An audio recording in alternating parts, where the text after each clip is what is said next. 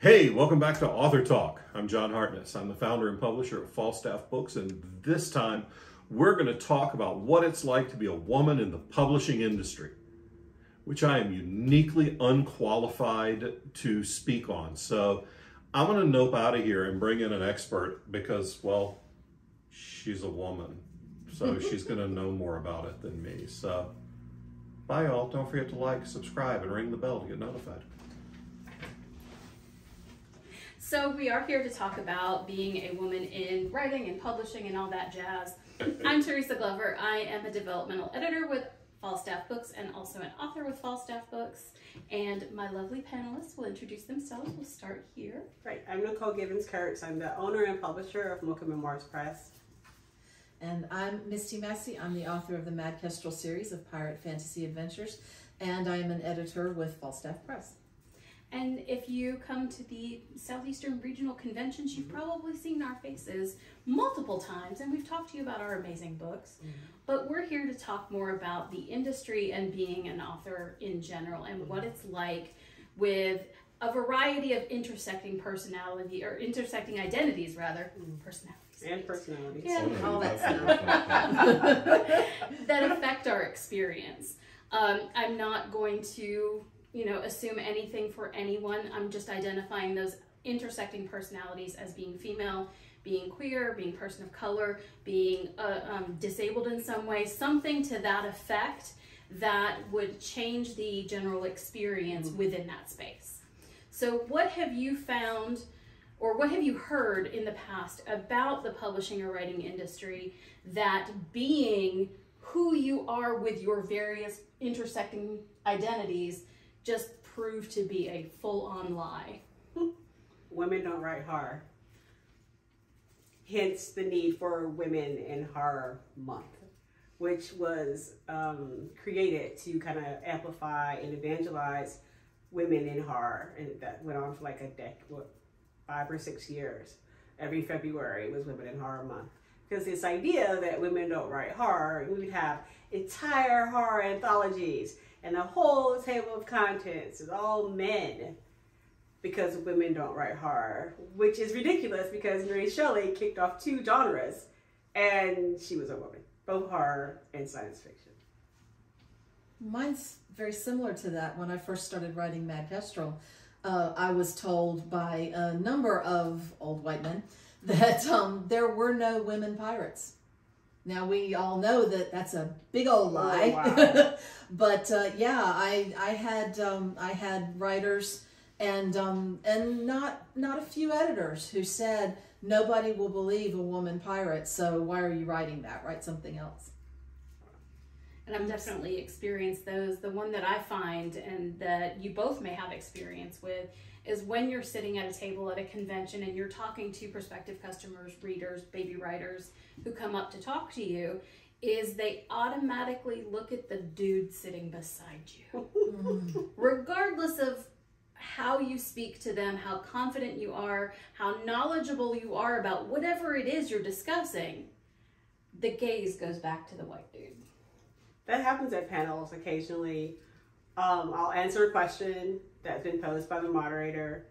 I'll give an answer and there'll be crickets, right? No one says anything. Then a white gentleman on the panel will say it, what I said, but in a different way. And suddenly, that's a great point, Brad. And I'm like, I just said that. But again, that goes back to what could I possibly know being an African-American woman in science fiction. I've told this story before, but it happened at the beginning of my career, my very first book.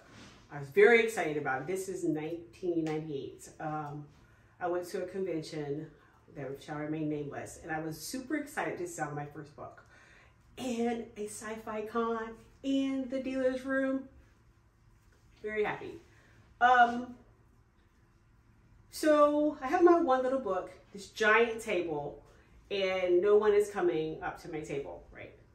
So a lady comes up after a little while. She's an older white lady. She says, tell me about your book. And I'm like, I've been waiting for this for like all day. So I tell her about my book. And she goes, I'd like to take one. And I've sold it. I'm super excited. Come to find out that my husband, who at the time is a white male, was in the hallway with that woman's husband. And her husband is a renowned science fiction writer, like, I will not name him, but renowned. Like, has been in the game forever. And he told her, I'm really interested to see what this Black woman is selling. I'm kind of interested in her book, but I don't want anyone to see me going up to her table. And wow. So my husband overheard their conversation. So he sent his wife to come up to my table. They did buy the book. They did eventually take us to dinner, I guess as a way of, he never actually apologized because he never knew that I knew. But that was kind of a door that I continue to hit, even to this day, even after doing this for 25 years. There are just some people who look at my cover art and go, oh, there's a Black woman on the cover. I can't identify with that. My counter is, but you can identify with a shape-shifting tiger. But you can't identify with this Black heroine who's a human being, who's going through human being stuff. That, you know, it's ridiculous. If you're in science, it's like the same people who say Star Trek has gone woke. Star Trek has been woke since its inception. Star Trek was woke when it started. Right. But that's what I'm saying. It's the same people who are like, I can identify with dwarves and I can identify with elves that don't actually exist. I'm sorry, they don't. But I can't identify with an actual human being. That's one of the walls I continually run up against as an African American in science fiction and in horror. You know, I still see that even though we are making strides. Oh, for sure. But it is still nowhere near where we should be. There, from time to time, I still see people on social media, on Blue Sky and on Facebook, men who will say, you know, I just can't read a horror book that a woman wrote, or I just can't read a science fiction book that a woman wrote because I just don't understand their viewpoint, where they're coming from. And I think, you know, I think about that whole, you can identify with elves or shape-shifting tigers, but you can't identify with a human woman. And it just blows me away. I don't understand it at all. And I think sometimes the Venn diagram between those kind of people and the people who write women whose boobs boobed boobily as she goes down the stairs are like a full circle. Yes, absolutely. I think too, there's like this adage. I think there's an overflow of people who believe that if a woman wrote it, it has some element of romance, and therefore I can't do it, right? And so it's part of it's also part and parcel to romance as a genre being considered somehow less of an artistic endeavor than every other genre, which is ridiculous. Romance writing is very difficult, and they have complex characters, they have complex plots. It really isn't A plus B equals C for romance, depending on the romance, okay? There are always exceptions. But I think for a lot of people, when they see a woman write science fiction, they begin to think that there's some romantic element. Therefore, it somehow is less than the hardcore male version, which I think is ridiculous. Because again, science fiction was written by a woman. It started by before, you know, War of the Worlds, and before all those guys. Mary Shelley was writing about, hey, let's take some corpses, put the pieces together, and let's create a monster. Oh yeah, this is great. I created life. I'm a god. I've conquered death. Absolutely. So have you seen things specifically that have changed over time? I know that you said that it was starting to get better. What have you seen that you think has made the space more diverse and welcoming to people who would not be average white men? Well, you know, the rise of small press is really helping to give marginalized voices a stage to speak from and a place for their books to come out. Once upon a time, small press was kind of very, very tight and published very few books a year, and might be with a college or with a university or you know, some small organization that was just publishing these very niche things. But these days, small press is really picking up where New York is dropping. And so you're getting to see lots more queer stories, and lots more people of color writing, and lots more women of all kinds writing. And so we're able to get our hands on what once would have been niche fiction. You know, once upon a time, a story that featured a black protagonist was considered black fiction, whether it was fantasy or science fiction or mystery or romance or literary, it didn't matter. It was black fiction. And now they're actually putting out books that may have protagonists of color, but they're putting them out as the genre they really are, and not just naming them because of a skin color.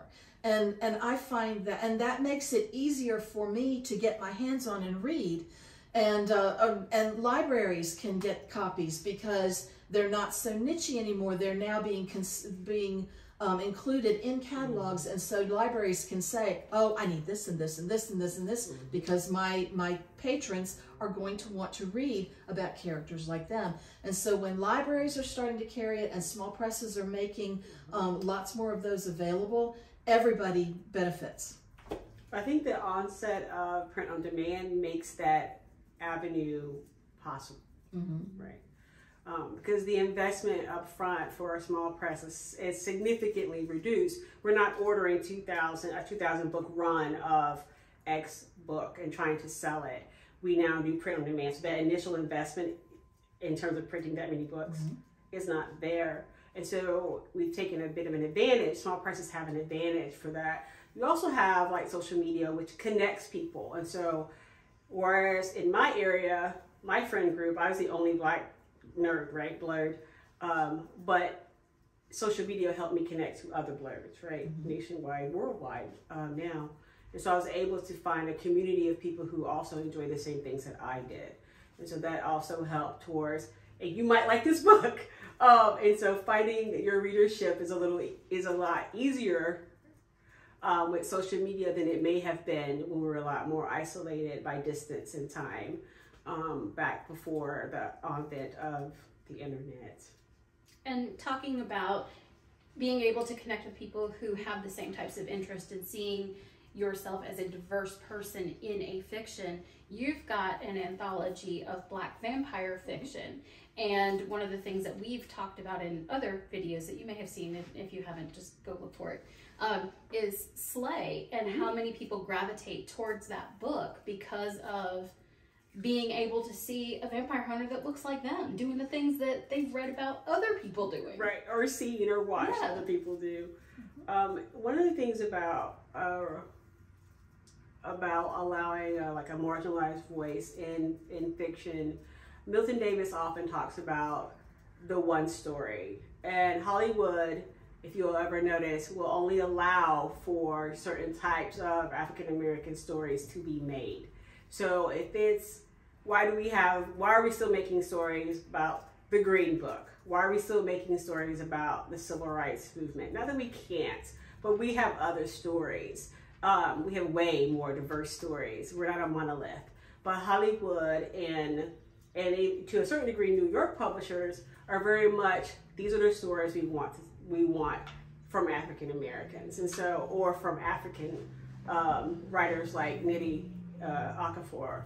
Or we have our one, or we have our two. We have A.K. Jemison, we have Nnedi Okorafor, we don't need any more. That's also another prevalent kind of, no one says it, but that's what happens.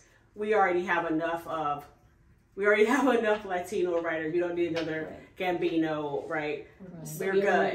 And so, there's this idea that from marginalized voices, there's a limited number of slots. And so once we fill that capacity, we don't need any more, which is ludicrous. It's bullshit. It's that old niche attitude. It is very much. Anything that is not written by old white men automatically belongs in a niche. It's not a niche. There are millions of us. There are millions of women. There are millions of people of color. There are millions of queer readers, and we all want that stuff.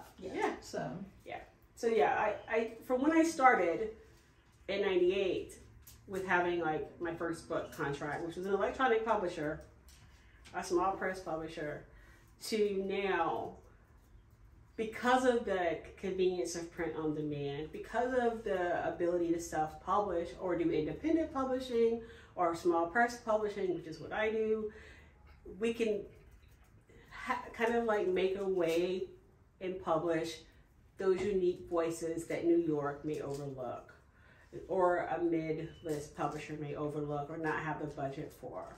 And so that's one of the ways that we get different works out there. It's also what influences New York. Yes. Because they see what we're doing and it's working and it's popular, and so they pivot based on what small presses are doing because we are taking the risk. And not Right. And they're not taking the risk, so they Yeah. see what popular like with us and go, oh, let's do that. It's almost like the groundswell of seeing more movies from Jordan Peele and Right. and seeing horror change in that way. I'm a big old horror nerd too, so I speak horror more fluently than other languages. Yeah. So if you could, what would you like to see change sooner rather than later to help your various intersecting identities or friends with intersecting identities? I would like the good direction that we are headed to expand and continue and move faster. I would like more better now. Yes. No, I would like to see more diversity in all the genres that I read. I would and that does not mean that I don't want to read white authors, because there are still lots and lots and lots of white male authors, and that's fine. I read them and they're great. My very favorite author is a white man, and that's not going to change. What did I hear? No,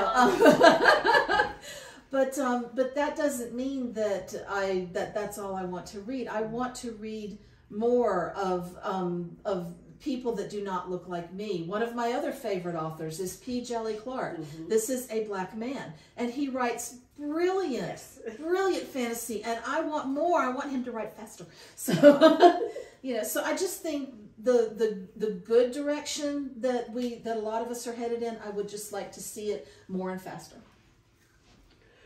I would like for Hollywood and New York, the big three publishers, to stop pushing the same garbage. There's so much wonderful creative stories that can be made into movies, that can be made into episodes on a streaming service besides the usual stuff. I feel like there is a bottleneck where only certain stories get told, and I don't think that serves us creatively. I don't think that serves us from an entertainment standpoint, nor does it serve our ability to expand our horizons and hear different voices. And so I would really love for that to become a standard and not an exception. Yes. I mean, empathy increases the more you expose yourself to different cultures, Absolutely. different people, reading different stories. Your social literacy goes up, and your interactions with people in general improve. So there's no reason why we can't do that. Absolutely. Yeah. So we all have allies, as imperfect as they may be at times, and that includes ourselves being allies to people whose identities do not overlap with ours. What can allies do to help most effectively? So if you're an ally and you're putting together an anthology, you should probably look at how many of your TOC are men, white men. I know there's a comment commonly said amongst editors, I don't care what they look like, I want a good story. Well, your definition for a good story is shaped by your personal experience and the literature that you read. So if you don't read diverse authors, then your idea of a good story is going to consist of white men. So of course, when you're reading submissions, you're going to gravitate to white men. And that's what your TOC is going to look like. So I encourage people I like my allies to actually read diversely. And if you're in a position to publish, consider diversifying your TOC, because I still see, especially in horror, a ridiculous amount of table of contents that are all men. And I feel like that's Icky.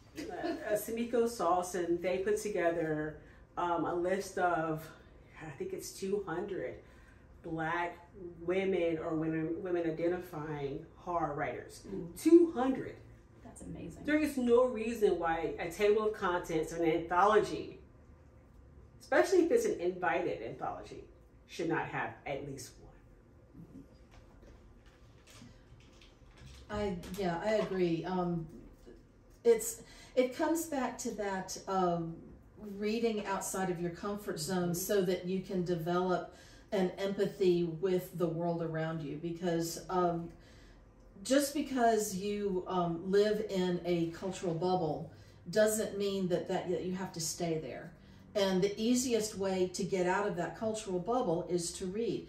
And okay, maybe you don't have a lot of money to spend on physical books or even on ebooks. That's fine. Library. Go to the library, because libraries are one of the champions of diverse fiction. And you can find, if you can't find it actually in your local library, if you go up to the desk and ask the nice library people at the desk how you can get your hands on it, they will, I guarantee you, they will move heaven and earth to get you a copy so you can read it for free. And authors, we love libraries. We love you to read our books from the library. Absolutely. Because, you know, we want you to read it. We don't care. That, I mean, we love it when you buy it, of course, but we want you to read from the library too. Absolutely. So library is one of the biggest allies that we can have, and so use it. Don't let it fade away. And for those of you who don't have the time to actually sit down and read a physical book, you can get audiobooks through your library as well. All the time. You can get ebooks through them also. Absolutely. So you can get all kinds of media. Make sure that you're looking for those diverse voices as well as best you can. So do you have any advice for women, people of color, any of these intersecting identities that want to get into writing and publishing but might be a little intimidated by the white maleness in general? Flee. I'm kidding. I'm kidding. One of the things that's really important is to define your idea of success, because it's not going to match what the white guys do. It just isn't. Or it can, but that makes it a little more challenging. So define what success means for you, and then look for people in your community who also write. That helps a lot, but networking helps a lot. Finding a group of other Black science fiction writers, finding a group of other Black horror writers has been amazing towards career opportunities, toward writing in terms of honing my craft. It's really helpful to have a network. Find your groups, find your people. Yes. I think that's really key. And if you don't know how to find your people, go to a convention in your area. Just take a day pass and go. And then talk to people and find your people. That helps a whole lot, because writing is often a lonely task. It is.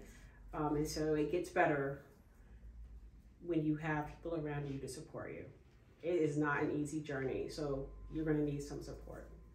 And just to kind of tag into the idea of going to conventions, if you go to a local convention and you see that they're doing some really good things with diversity, give them that feedback. And if you see something that's not as good that you think might be better, like for example, you have a panel that's all white people or all men of various colors and sexualities, but there's no women's voices, give them that feedback too. They need both the positive and the negative to help grow the community. Right.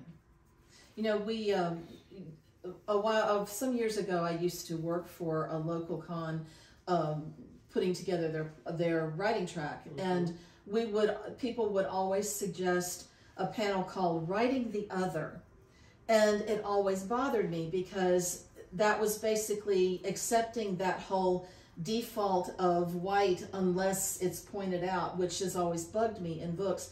And so that would be something that I would say to a con, how about dropping that whole writing the other thing? Because we always ended up with Do I put nothing but Black writers and LGBTQ writers on that panel, or do I put all white people who are trying to learn how to not write white people? You can see how it would be messy. A problem and a mess, and just not something that really belonged there in the first place. Right. And so it's that kind of thing that you need to watch out for at cons. And if you do give feedback, be nice about it. Be polite. If you come to people and you say things politely and pleasantly, they're more inclined to help you.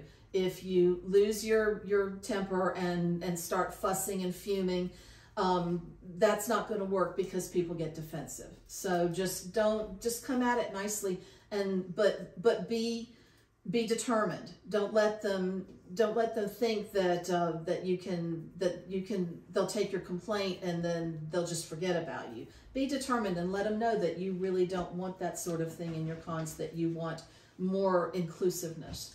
And sometimes it's just a matter of people not knowing what they don't know, or not seeing what they didn't see. Right. So yeah, I mean, every ally needs to improve in some way, and the kinder we are and the more gentle but insistent we are for looking for those things, the more likely we are to get it. And did you have any other advice for, I know I put you right on the spot.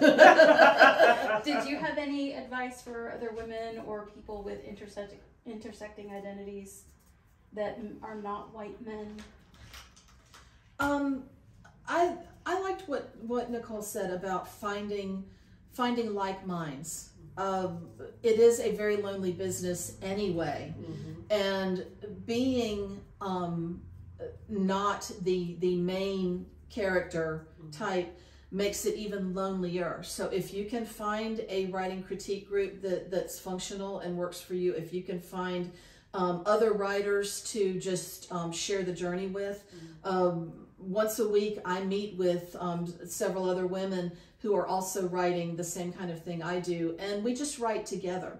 We don't critique each other's work or anything. Sometimes we edit for each other just to help out, but mostly we just get together and we write for a couple, 3 hours, and just the being together makes all the difference, and makes it so much less isolated, and lonely. So find your group, find your people that know what you're going through, so that when those situations come up, that they'll understand and you can vent to them. So, and just remember, we're a bunch of weirdo nerds, all of us. So when you see somebody who's kind of off on the outskirts and they don't look like they really know where they belong, invite them into your group. Help them. Yes, because we gotta look out for each other. Because in a room full of introverts, it's the extroverts that help us get connected. Most of us are adopted by extroverts. But we also need to be on the lookout for those who might need a little extra help welcoming them into our groups. And if you're running a convention, or you're thinking of running a program, it's really important to have a diverse and diverse volunteers. I'm going to tell you, I've been going to conventions for 23 years now. And there have been whole conventions that are like 500 people strong, and I am the only person of color. You want to talk about isolating? That's very isolating. Yeah. And in order to get us to come to your conventions, we need to see reflections of us. Again, representation is incredibly important. So while you're putting together your ConCom, or you're putting together your convention, please consider those who you have working for you, and please consider those who you have volunteering for you as well. Reach out to those communities. Okay, thank you so much for joining us. Again, like, subscribe, click the bell, do all the YouTube-y things that you need to do, and come find us. We're out there.